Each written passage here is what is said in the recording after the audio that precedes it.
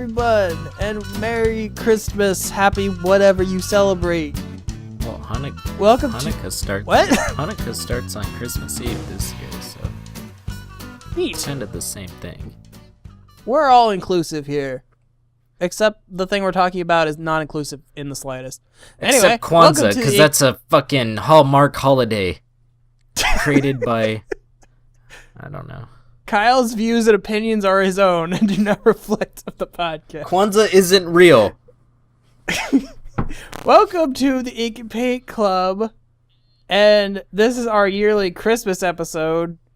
Well, it's not really an episode, it's a review, because we were lazy and decided we were just going to review a movie. And it's not really yearly, because it's like the second year. The second year we've been on here. Yeah. Anyway, I'm JD, and that's Kyle. It's me. I'm Kyle. It certainly is. Certainly. And Kyle. Certainly. And I haven't even been drinking my eggnog, so I'm not even drunk. Gross.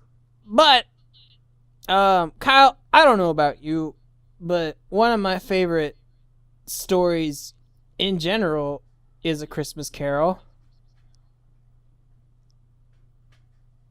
Did okay. What? This is like, is it? I don't know. I enjoy the story. I was trying to get confirmation from you. Your feelings on it were. I'm more of a gift of the Magi Nation kind of guy. Magi Nation.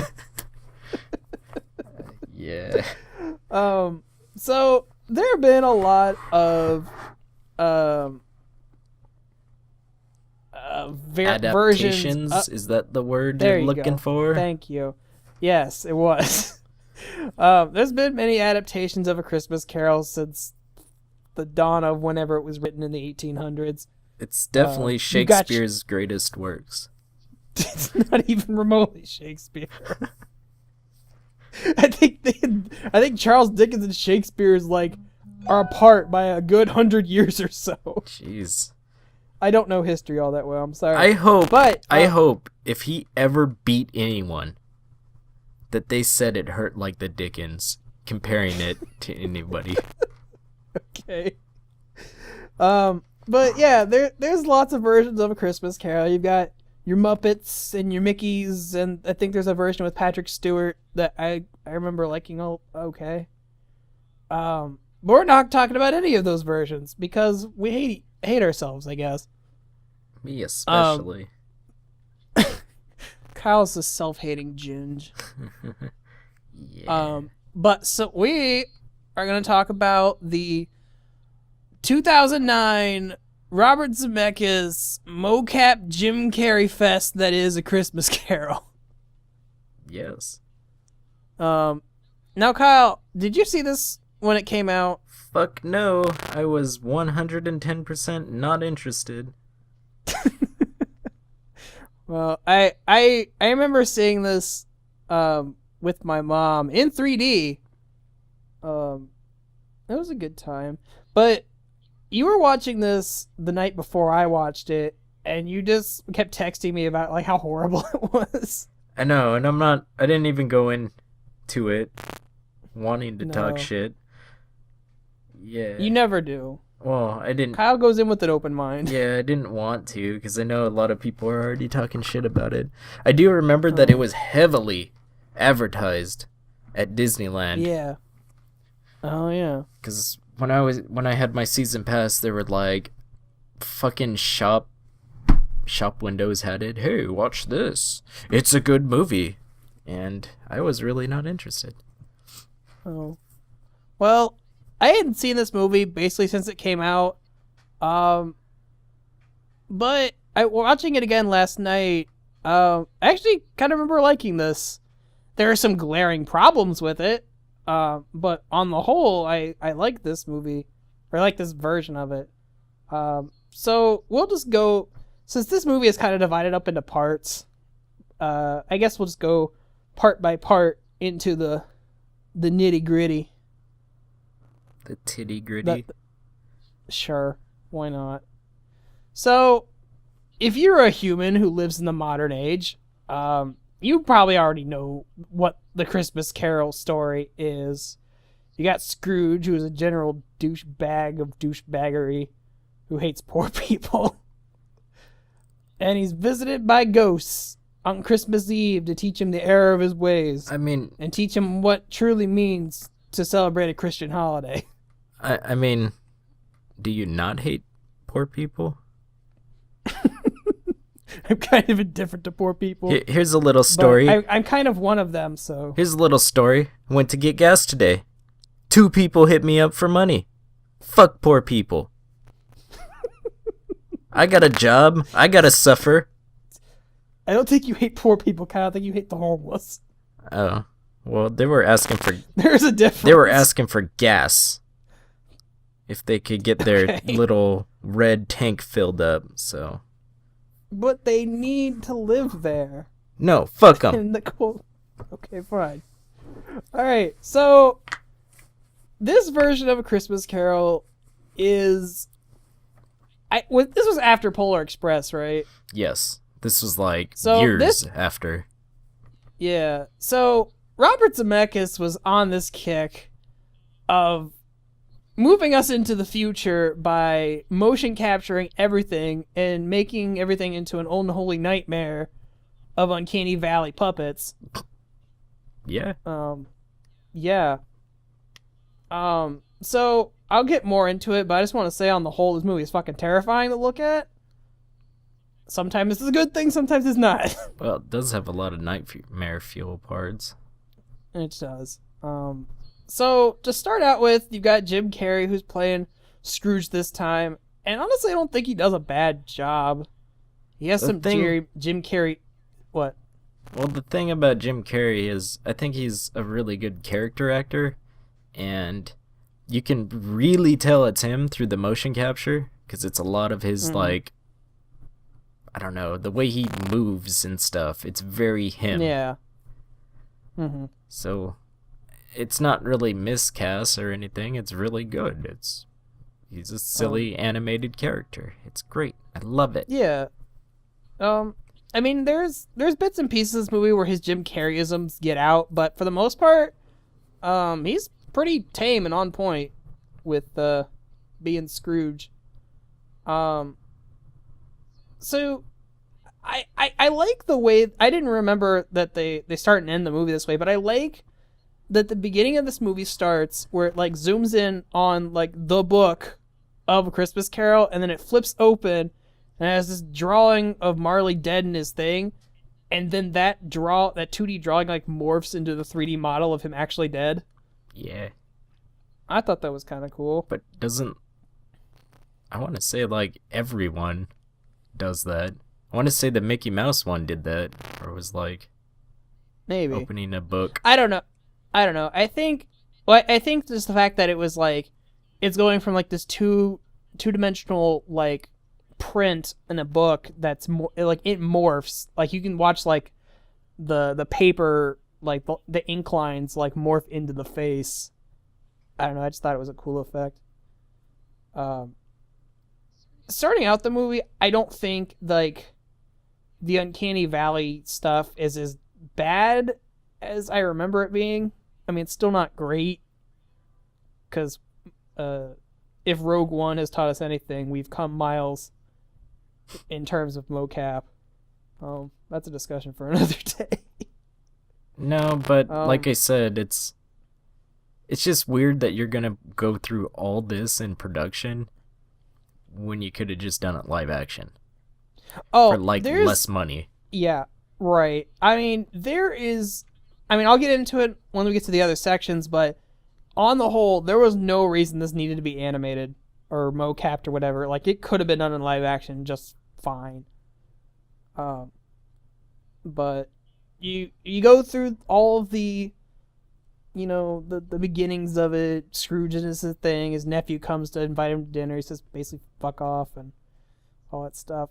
I will say, out of all the versions I've watched, this is probably one of the more book accurate versions, because back in high school I actually like took it upon myself to actually read A Christmas Carol.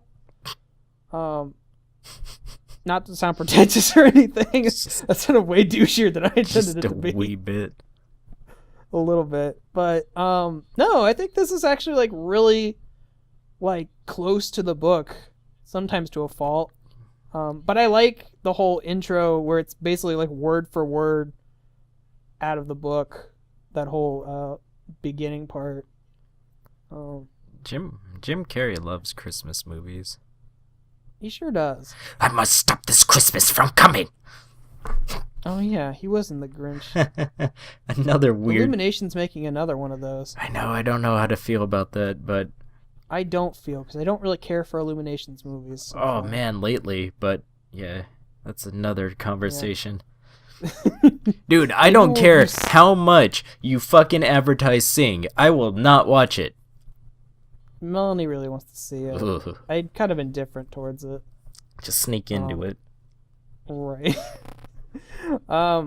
But so it goes through basically the motions of the things, and Scrooge goes home, after Marley's dead and passes 7 years and all that good shit. So he goes home, and I think when Marley's ghost shows up is where the uncanny valley starts. Is that what? Right. And I think, honestly, watching this, I think this is the part of the movie where I think the uncanny valley actually works. Or at least this is like one of the first times it starts working, because like you got the regular people, they look fine. I mean, I think you'd even said they look like a really high end like PlayStation cutscene. Yeah. Well, like a PS3 cutscene. The hair was the only thing I had a problem with, because his hair's floating and shit, and it was just like it looks so dated. And yeah, this is long before. This is like the dawn of like 3D animation, like good 3D animation, and stuff like that. So I'm sure they were still mastering hair physics and stuff, but like the skin texturing, the facial animations, it's all fine. But when Marley's ghost shows up, this is some horrifying shit. Just in the sense of how weird it looks, because it's in the same animation style as everyone else, but... Sorry, the dog next door is barking. But he looks like a ghost taken out of the Haunted Mansion ride. Yeah, basically. Because he's just like... He's all blue, he glows, and... It's so weird because he's glowing like that he doesn't have the same shadow and texture as all the other characters that kind of hide the creepiness of the mocap stuff.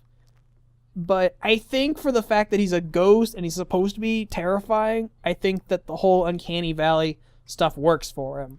The only thing that was terrifying was his fucking face fell off. Yeah, there's a part where he's like yelling and his bottom jaw just unhinges and he has to keep like lifting his jaw up to talk until he decides that he wants to fix it. I felt that was very Jim Carrey, but I don't know if that was actually Jim Carrey. Yeah, that. I didn't remember this, but you were saying that Jim Carrey plays all of the ghosts. Yeah, well, something. He's like, I saw him credited like 8 different times in the credits, but I didn't pay enough attention. But I think in the advertisement they just kept going Jim Carrey with Jim Carrey and Jim Carrey. I do remember that. So I think it was, and then it's kind of stupid to credit him as the Ghost of Christmas Future, because I don't even think it fucking had a line or moved or anything.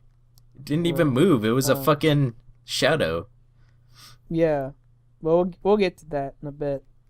But yeah, I think the whole Marley segment, even though it looks kind of bad in retrospect, I think it kind of works for it because it's bad. Because it makes it creepier to look at. Like, man, if I saw that coming at me in the middle of the night, I'd be fucking terrified. Oh no, a low poly ghost. Low poly ghost. Or a high poly, I don't know. Whatever's funnier. Low res, I don't know. Something. Low something. Oh god, his hair physics. It's truly terrifying. Oh. But, so... as it goes, Marley says Scrooge is gonna be haunted by 3 ghosts. They're gonna teach him about the spirit of Christmas or something. So then we come to the first ghost, the ghost of Christmas Past. And I actually looked this up after the fact because this version of the Ghost of Christmas Past is a lot different, or a little different than what most people, generally depict it as. Because I had to go back and actually look at the synopsis of the book, and I guess it's described as like this androgynous childlike thing with like a flame head. It says it has a head like a candle or something. But more often than not, if I remember right, a lot of other versions just show it as like this little child kind of ghost. But I thought it was interesting that this version kind of took it literally and actually made him like have a candle flame for a head. And I take it back. This ghost is the scariest one, because the face on this thing legitimately terrifies me. Yeah. It's so unsettling. And the way it moves and the way it talks is just it ooks me. It ooks. Never heard that. It ooks. I like Jiminy Cricket better. Jiminy Cricket's cool. Well, man, the way they cast that whole movie is fucking brilliant. Willie the Giant was such a great present fat character. I don't know. I fucking love that. You just like the ghost of future being Pete. I do like Pete because he's the asshole. He's chomping a cigar. Yeah. Why, it's you. Such great. I love it so much. But anyways, we're not talking about that one. Right. So I don't know about you, Kyle, but I kind of have a conflicting opinion on the Ghost of Christmas Past section of this movie. Because, like, on the one hand, I really like what they did with the ghost. I think the fact that he's got, like, this really unsettling fire face, and he has, like, this really unsettling way he talks and moves. But I feel like all the things that they go into about Scrooge's past, like how he was at school, and then how he went to Fezziwigs, and he had that, was he? That girl. Wasn't he an orphan or some shit? Or did I, like... No. I think it was like he goes to boarding school, and his dad's kind of an asshole, so he doesn't have... I think he was sent away to boarding school. Yeah. And his dad's an asshole, so he never lets him come home for Christmas, except for that one time. So I just remember his sister came in. I'm like, what the fuck?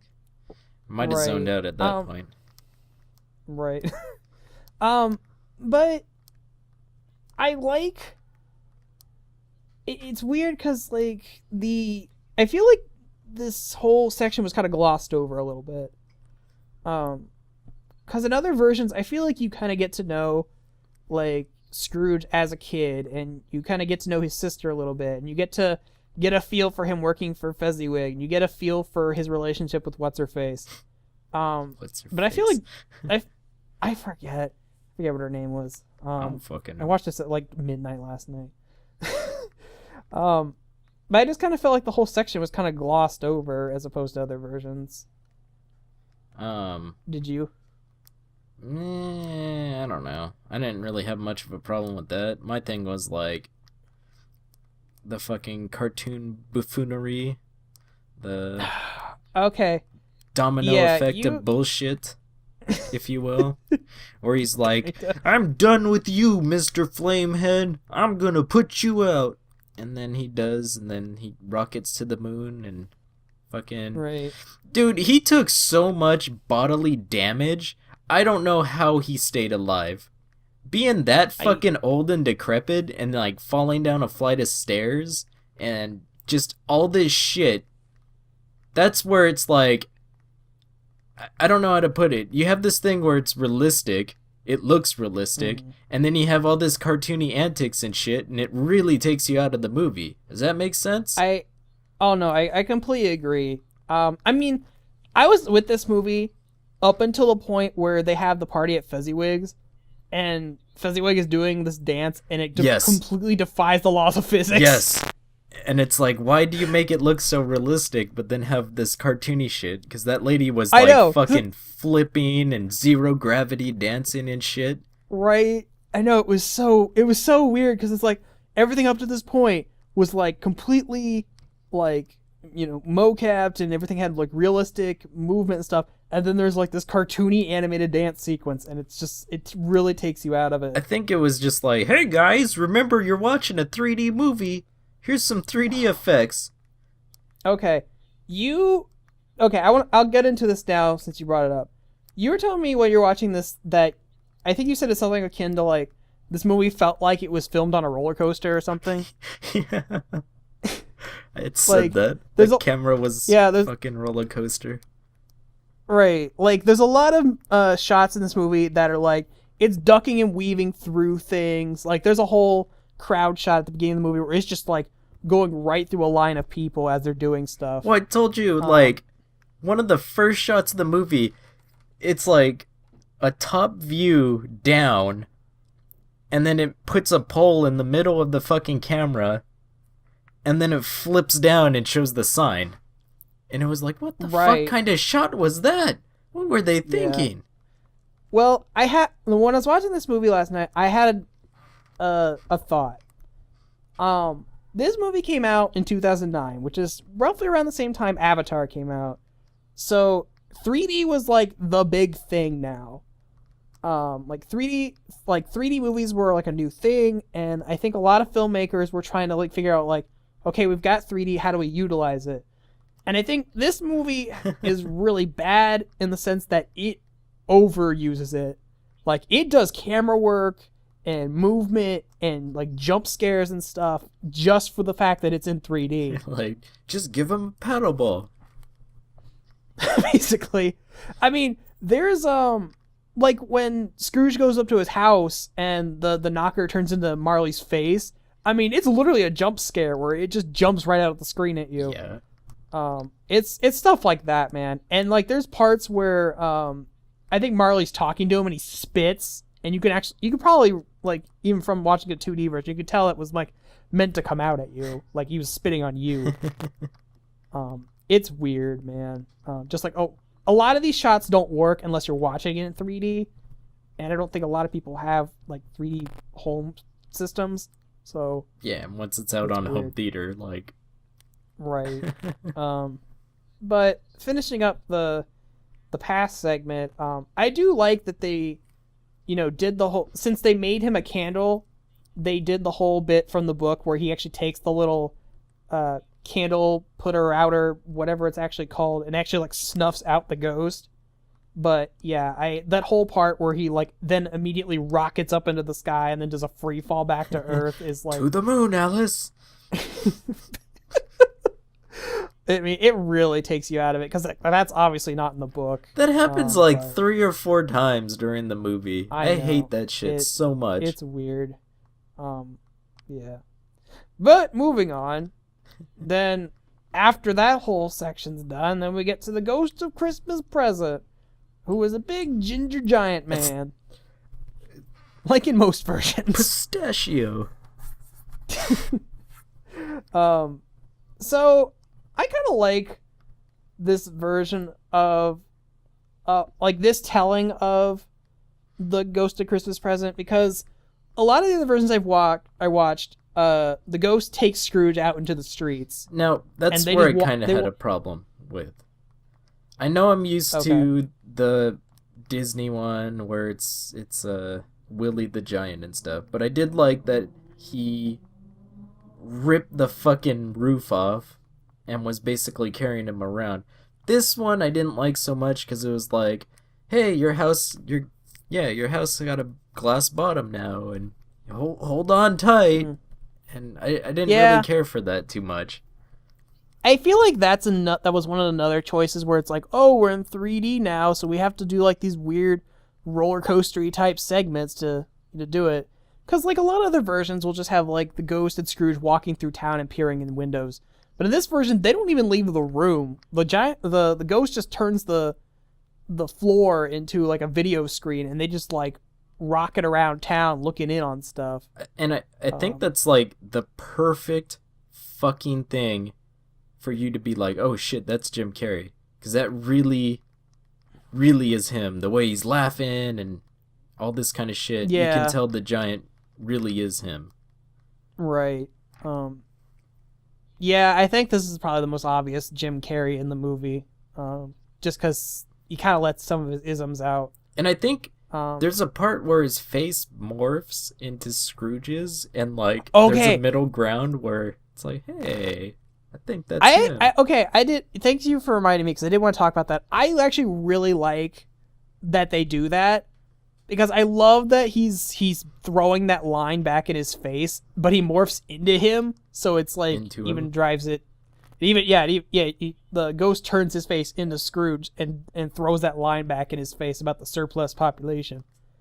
I don't know. I thought that was really cool, just to drive that point home further. I don't know. I kind of like that this is a different take of like how he shows him stuff where, he shows Bob Cratchit and his family and Tiny Tim and, his nephew's party and all that stuff. I'm I kinda don't know. I thought it was The movie interesting. made me sad because I'm like, I wish fashion was like that still. I want a cool fucking pea coat and stuff. You can wear a pea coat. You're going to look weird, but nothing's stopping you from doing it. Well, looking weird. You just fucking said why I don't do it. There you go, champ. Kyle, you have a giant fur coat that you wear sometimes. Oh yeah. Forgot about that. Don't tell me you don't wear absurd things in public. I'm sorry. I wear a leopard spotted fur coat. Okay. Gotta get shit right, sir. Right, sure.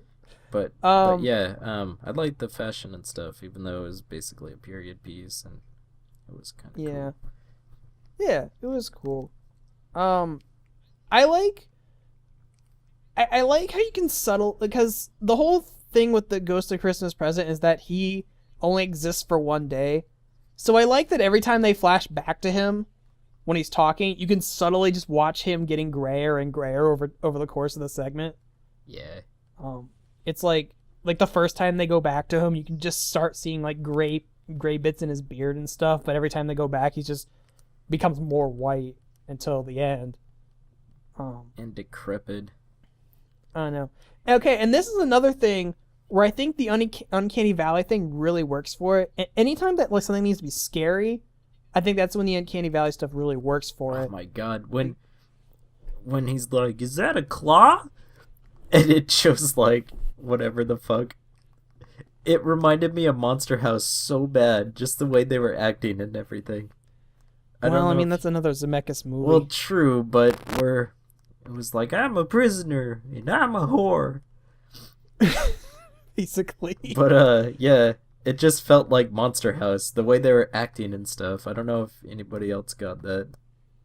I kind of. The way he was like taughting the knife reminded me of what's that guy's name? I don't know. I haven't seen Monster House in a while. It's that guy that's like, how do you fellow children do? Oh, Steve Buscemi from That- 30 Rock? There we go, yeah. The way that Okay. that knife wielding maniac was acting body wise Okay. reminded me of that from he's like, get away from the house. It's haunted. Okay. I don't know. Sure. That's what I got from it. Alright, Nothing that's fair. special. And there was a skeleton. He There died. was.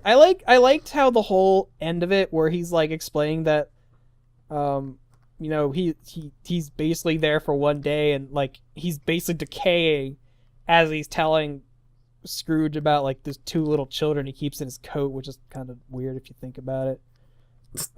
So yeah, the Ghost of Christmas Present literally just decays into into dust, Oh, and you watch it happen gradually. well, it was a laughing skeleton as well.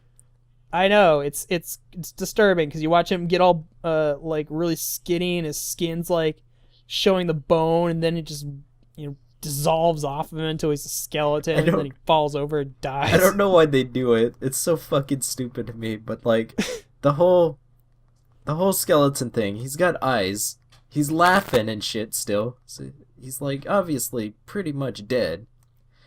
And then when he actually dies, his jaw breaks to be like, okay, he's dead now. And it's like, He's dead for realsies. yeah, and it was like, was that really necessary? Does your jaw just I don't know. unhinge when you die? I guess. That was their way of saying he shit himself when he died? I guess. Oh my god. Skeleton Man should have drank more calcium. Probably wouldn't have died. Needs more milk. Yeah. They didn't have the Got Milk campaign back then, Kyle. Well, he was drinking beer like a motherfucker, splashing it around and shit. I guess.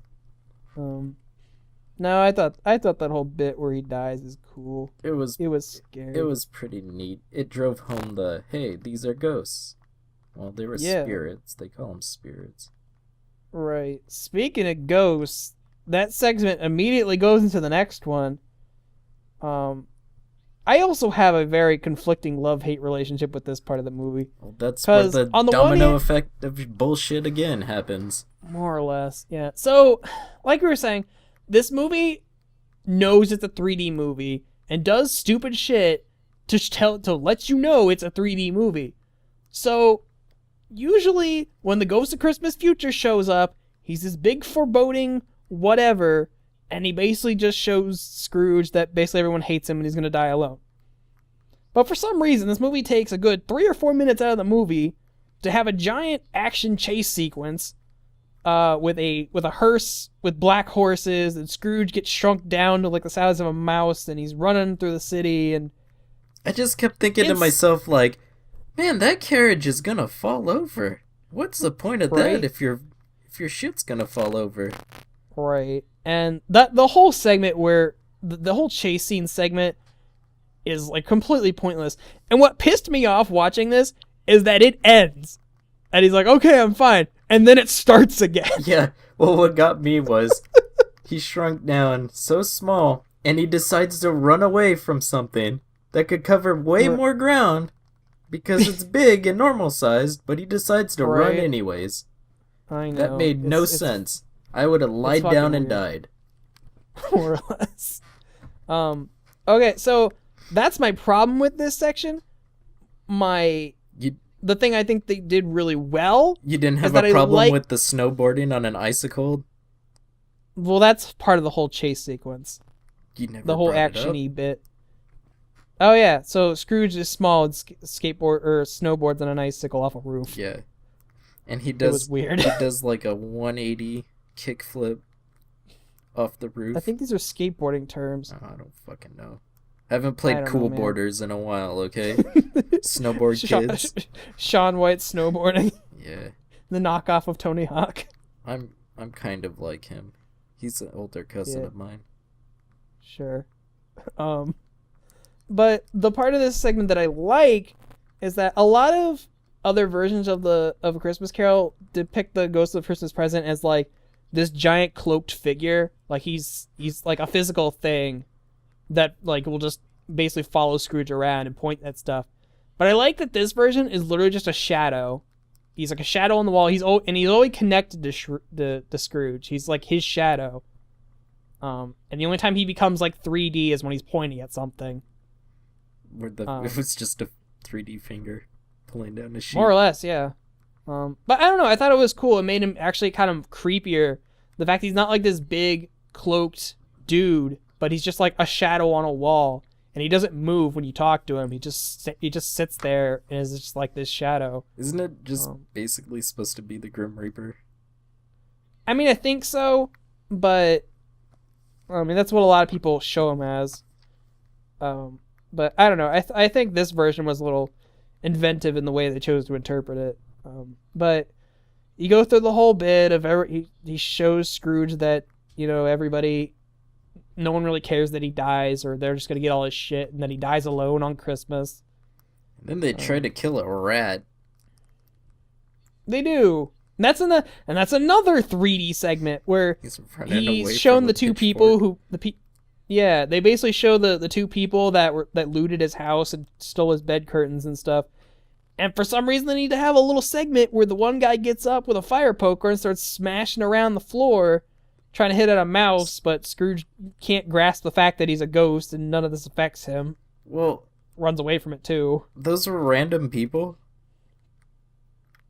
Was that what it was? Because I thought that was Cratchit and his wife or something that just went mentally unstable after Tiny Tim died. No, the woman is Scrooge's house cleaner. Okay. Because at the end of the movie, he comes out and talks to her. The other guy, I think, is just a friend of hers or whatever, but it's literally the only part of the movie he's in. His model looked like him. Maybe it was the mutton chops. I don't fucking know. I mean, a lot of people in this movie look the same. Yeah. A lot of the background characters do.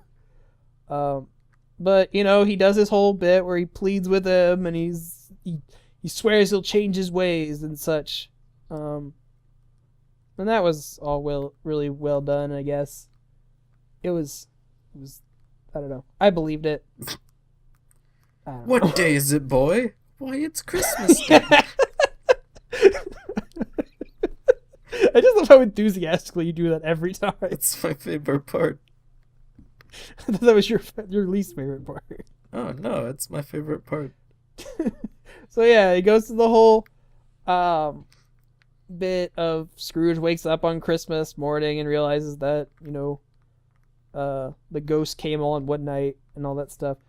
And this is the part of the movie where it's very obvious it's Jim Carrey. Because he starts doing goofy shit. Because he gets up and he starts dancing and like singing and stuff. And then he goes downstairs and his house cleaner's down there and he like starts dancing with her and she thinks he's gone crazy, so she runs away. And then he tucks with his butt. I think he doesn't need butt talking. But no, then he goes outside and like does a hitch skate on the back of a carriage.